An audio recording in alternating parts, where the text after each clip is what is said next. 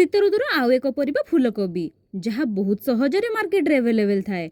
आउ फूलकोबी रसा कषा आउ झोल एसबू खाई सारा परे एबे पार्टी को आउ एक नुआ स्वाद चखेबार टाइम सेथिपाई बा मु आउ डेरी न करी फूलकोबी को फ्रिज रु खोली ताकू मीडियम पीसेस रे काटी देई थोई देइची। जेहेतु कोबी रे टिके पोको बाहरे तो सेथिपाई आमे टिके ताकू हळदी आउ लूण पानी रे भलो की धोई दबा जहा द्वारा से सब पूरा परिष्कार हे जिवो। सबु कोबी को आमे किछि टाइम पाई से हळदी पानी रे छाडिबा। एपटे देखि पारुथिबे मु एई रेसिपीटी बनेबा पाई किछि कटाकटी करि नेइछि। जेमिति कि टिके बड़ बड़ करी कैप्सिकम को काटिछि, पियाज को भी टिके बड़ पाखुडा रखी काटिछि, रसुण अदा कंचा लंका आ धनिया पत्र को भी छोट छोट करी काटि नेइछि। एबे तो कटाकटी सामग्री रो ही जानि पारुथिबे को आइटम टी आज तयारी हबो। जानि पारुथिले टिके कमेंट करी कहि देबे तो। हौ एबे आमे आगो फूलकोबी को टिके हाफ बॉईल करि नबा। तो सेथि पई पानी को गरम कला बेले आमे सेथिरे ऐड करबा लूण। एबे सब कोबी को धोई पानी रे दबा आउ ताकू बेसी सिझेबार नाही। बस 5 मिनिट ताकू फुटेला परे आउ एक पात्र को छाणी आनिबा। परे सेथिरे कॉर्नफ्लोर को ऐड करिबा। मो कोबी रो क्वांटिटी अनुसार 2 चम्मच कॉर्नफ्लोर नेइछि।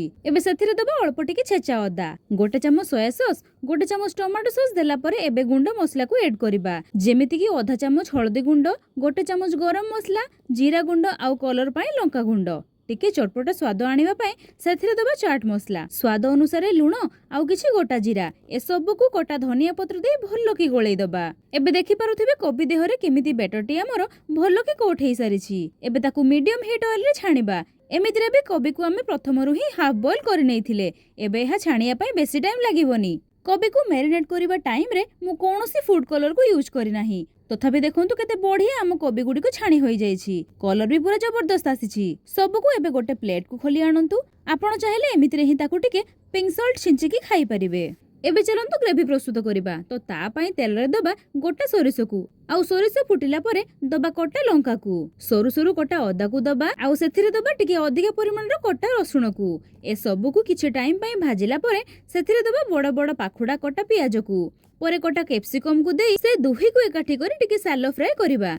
आउ टिके जल्दी भाजी होबा पई सेथिरे दबा लूण। एबे गोलमरिच गुंड को देई भलो के टिके ट्रांसपेरेंट होबा जाय भाजिबा। वर्तमान गोटे जगह रे आमे आवश्यक अनुसार टोमेटो सॉस आउ सोया सॉस देई गोळेला परे ताकू नै पियाज कैप्सिकम भजारे देई गोळेई नबा।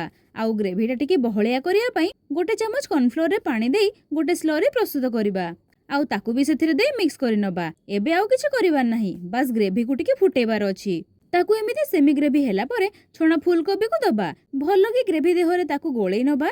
ऊपरे एबे दबा किछि कटा धनिया पत्र को आउ ताकू टिके एपट सेपट करी रेडी करी दबा मोर आपणकर आउ समस्तंकर प्रिय चिली कोबी को। पार्टी को तो ऑब्वियसली एटा टेस्टी लागे, ता सह आखी को भी आउ टिके सुंदर दिसिबा पई ता ऊपरे किछि धोळा खसा आउ धनिया पत्र को देई थाली सजेई नबा। आउ याकू देखिला परे काहा काहा को इच्छा होछि खाइबा को टिके कहिबे तो सत्य कहिबे हैला। आई होप आजिरो एई रेसिपी द्वारा मु आपण मानको सह आउ टिके अधिका कनेक्ट हेई परिथिबी। वीडियो भल लागिले लाइक कमेंट शेयर करबा को जमारू भूलिबेनी। रहिली आमे पुणी देखाबा आउ एको नुवा रेसिपी सह। धन्यवाद।